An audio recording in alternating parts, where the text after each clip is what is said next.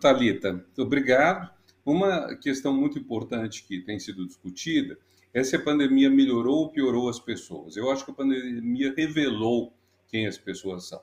Então, revelou que algumas são pessoas muito solidárias, generosas, que se empenham em ajudar os outros, basicamente em dois grandes pontos. Primeiro, combatendo na área da saúde a disseminação da pandemia, médicos e pessoal da saúde, e mesmo os cidadãos em geral, os governantes que apelaram às medidas de contenção, como máscara, distanciamento físico, eventualmente até, como houve em Araraquara e conseguiu evitar uma tragédia lá, o confinamento, o lockdown. Araraquara é uma das poucas cidades brasileiras que fez um lockdown porque não estava mais havendo espaço nos hospitais da cidade. E isso realmente permitiu salvar muitas vidas. Então, de um lado, nós temos isso, quer dizer, uma compaixão, que é um fenômeno que vem desde o século XVIII crescendo. Quer dizer, até um tempo atrás, o entretenimento, talvez principal das pessoas, era ir assistir uma execução, um enforcamento, às vezes precedido de torturas, a pessoa morta na roda, esmigalhados os membros dela com martelados no joelho, esquartejamento, isso tudo fazia parte de cenas que levavam até as pessoas a alugar janelas nas suas casas para verem melhor a execução na praça, ter um estrado grande onde as autoridades tivessem uma visita privilegiada. Tudo isso que a gente imaginaria num camarote de show, de concerto, você tinha no espetáculo da crueldade, no voyeurismo do massacre. E desde o século XVIII isso foi ficando vergonhoso. E Rousseau é um filósofo que teve muita importância, a primeira ideia filosófica que eu associo à pandemia, ao desenvolver a ideia de que o sentimento melhor que o homem tem, o ser humano tem, é a compaixão, a capacidade de sentir o sofrimento com o outro. E então a pandemia revelou pessoas que lutaram no âmbito da saúde, pessoas que lutam no âmbito da fome, combatendo a fome. Lembrem que o Brasil saiu do mapa da fome em 2012, depois de grandes esforços do governo da época, e voltou ao mapa da fome. Nós temos hoje mais de 20 milhões de pessoas passando fome e metade da população brasileira em insegurança alimentar, isto é, não tem certeza se nos próximos dias vão ter comida. Isso é absolutamente assustador. E aí entra a questão que ela estava falando, o ódio, né?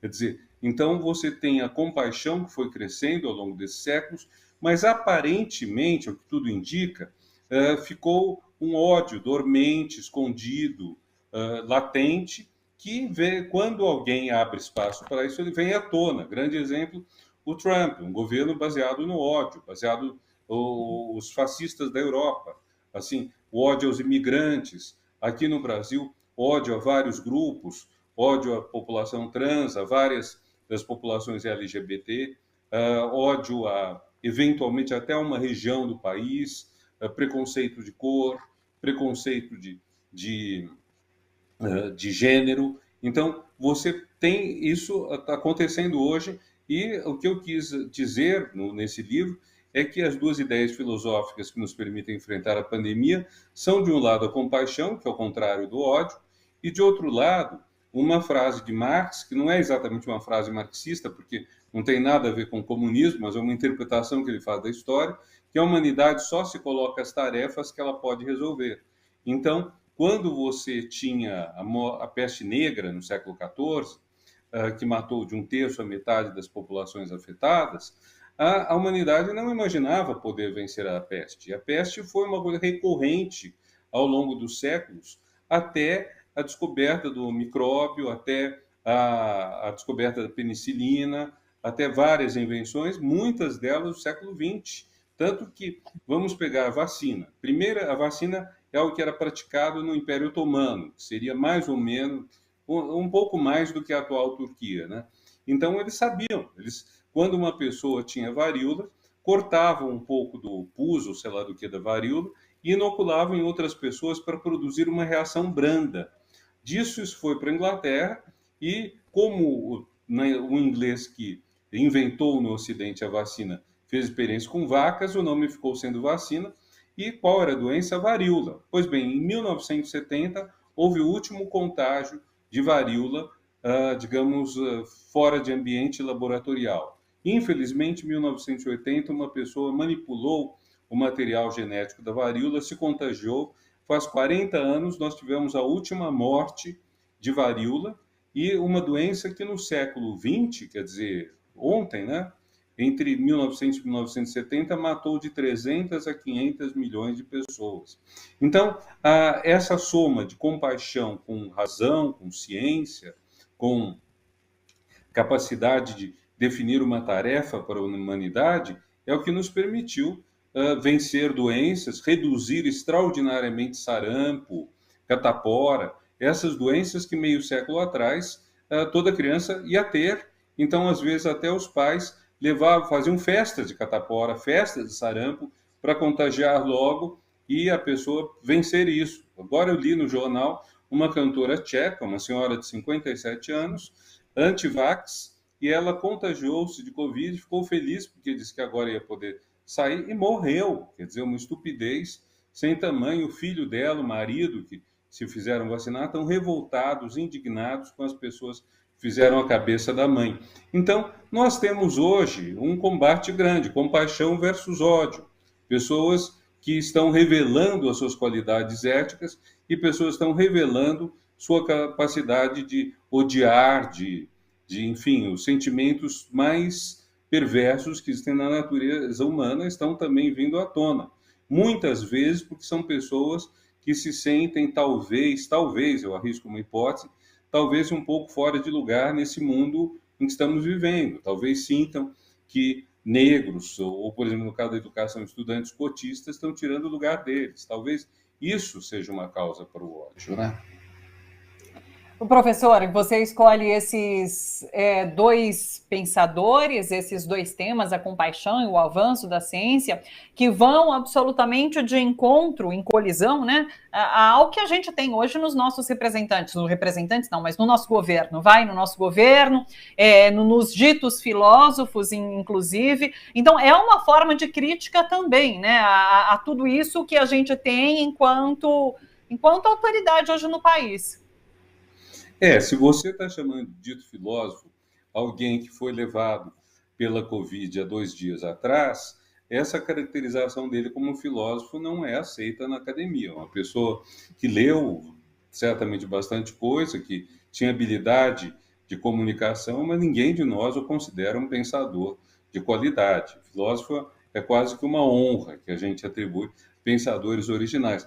Mas, de fato, você tem razão, nós estamos vendo um momento muito crítico no Brasil, em outros países do mundo também, que é esse momento de negação da ciência e esse movimento também de falta de compaixão, quer dizer, você não ter a solidariedade com as famílias que perderam. Por exemplo, há projetos de lei que estão barrados no Congresso, por exemplo, de dar um auxílio às crianças que perderam os pais por Covid, que são crianças carentes. Projetos de lei para compensar o pessoal da saúde que esteve na linha de frente, está na linha de frente contra a Covid.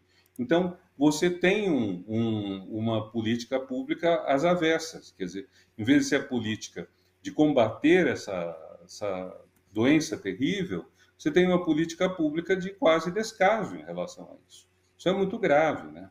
É muito grave. Sim. A gente pensar que o Brasil está nessas condições, que alguns outros países tiveram. Você veja, a própria Inglaterra, o Boris Johnson começou negando a Covid. Quando ele teve Covid, ele mudou de atitude, felizmente adotou uma política melhor de enfrentamento da doença. Aqui isso não aconteceu.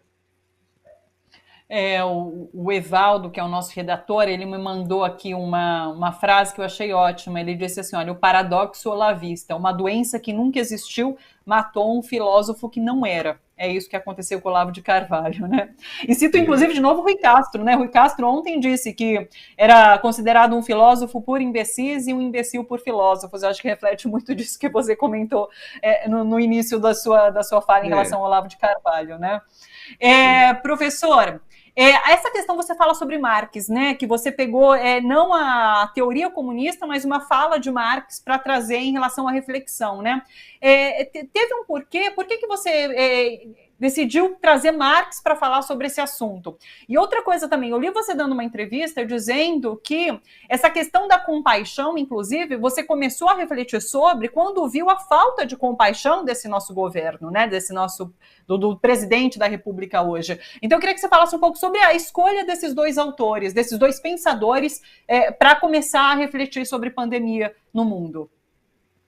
A frase de Marx é uma frase bem complexa, porque ela pode significar também que, tanto que eu fui conferir exatamente, a palavra tarefa não é problema. Eu pensei inicialmente que ele dissesse a humanidade somente se coloca um problema quando ela pode resolvê-lo. Aí pensei, mas será que não se colocou um problema no tempo da peste negra ou da gripe espanhola faz 100 anos? Aí eu vi que a palavra tarefa, entendi que tarefa é realmente uma missão. É claro que durante a Idade Média e ao longo das pestes que foram assolando o mundo nos séculos seguintes, havia tentativas de enfrentá-las. Mas como era? Procissões, era achando que era um castigo de Deus, porque as pessoas tinham pecado, então as pessoas tentavam fazer a penitência, eram coisas desse tipo de efeito nulo, né? Efeito, nós sabemos que nenhum efeito, quer dizer, talvez a única coisa que desse algum efeito na época fosse o porte de máscaras. Mas isso as pessoas usavam muito mais porque achavam que os ares estavam pútridos do que para evitar a chegada de micróbios que eles não sabiam existir, né? É estranho a gente pensar que até um século e meio atrás as pessoas não tinham noção da existência de micróbio, que levava até uma coisa curiosa, a ideia da geração espontânea. Você ter um vidro e, digamos, você deixa, por hipótese, uma banana dentro do vidro, o vidro é hermeticamente fechado, começa a surgir bichinhos, você pensa que os bichinhos surgiram do nada. Não que eles estavam já em germe, invisíveis, a olho nu, mas isso. Quanto ao Marx, Marx é um pensador muito amplo. Ele acaba sendo muito anexado a uma visão política, que é o cerne, o principal da teoria dele. A gente não estudaria Marx, provavelmente, se ele não fosse o autor de uma análise exemplar do capitalismo e de propostas políticas que até hoje não se efetivaram, mas ele é um pensador muito amplo e acho que é muito importante revê-lo, inclusive levando em conta o fracasso da implantação dos regimes que citaram Marx, que adotaram Marx, a dificuldade hoje que você tem, inclusive, de rever a doutrina marxista. Infelizmente, nós temos hoje uma situação que, de um lado, você tem gente acusando outros de comunistas, o comunismo praticamente sumiu do mundo, de outro lado, você tem pessoas que repetem o que Marx disse, sem tentarem ver onde ele acertou, onde ele errou, óbvio, né? Um autor de quase 200 anos atrás, que muita coisa terá errado, muita coisa teria que ser atualizada no pensamento. Mas eu gosto dessa ideia de uma tarefa que a humanidade se coloca. Quer dizer, veja, por exemplo, a fome. A fome, até umas décadas atrás, era o destino inevitável de uma parte da humanidade. Aí que você tem. Hoje você tem produção de comida suficiente para todo mundo. Fome hoje não é mais fruto de falta de produção, de insuficiência de produção. Fome hoje é falta de acesso, é desperdício, é desigualdade social. Então, hoje você tem condições técnicas de resolver a fome. O que falta, às vezes, é configuração política para enfrentar a fome. Então, acabar com a fome se torna uma tarefa. Ou, por exemplo, a partir da vacina contra a varíola, que é a única vacina até hoje que acabou totalmente com uma doença, você pode ter como meta acabar com outras doenças. Por exemplo, para acabar com a Covid, nós teríamos que chegar a um grau de vacinação certamente superior ao que temos hoje. Talvez, eu não sou da área de saúde, mas talvez tenhamos que passar de 90% a 95%. E é o que torna grave a situação dos antivax. Tanto no Brasil a gente vê os antivax de extrema-direita, na Europa a gente vê alguns antivax, curiosamente, de extrema esquerda. Gente que diz que a culpa é da Big Pharma, que a culpa, ou então que se você veja, por exemplo, o caso do próprio tenista sérvio, né? Os argumentos dele contra a vacina são daqueles que a gente chama de naturebas. São de pessoa, é uma pessoa que acha que tomando água pura ele não vai ser contaminado. Então, não é exatamente a mesma coisa que o argumento da extrema-direita, embora ele tenha seus vínculos na Sérvia com algumas pessoas de extrema-direita. Então, nós teríamos que chegar a um grau de vacinação grande, que é o que conseguimos com sarampo, catapora no Brasil, até que uns 3, 4 anos atrás, o New York Times revelou uma campanha muito intensa por vídeos de WhatsApp, difundindo teses anti-vacinação no Brasil, e muito forte, sobretudo nas regiões mais pobres, e voltamos a ter casos de sarampo, catapora. Então nós temos que lutar, tem doenças que podem ser eliminadas pela vacina. E isso é bom para todo mundo, né?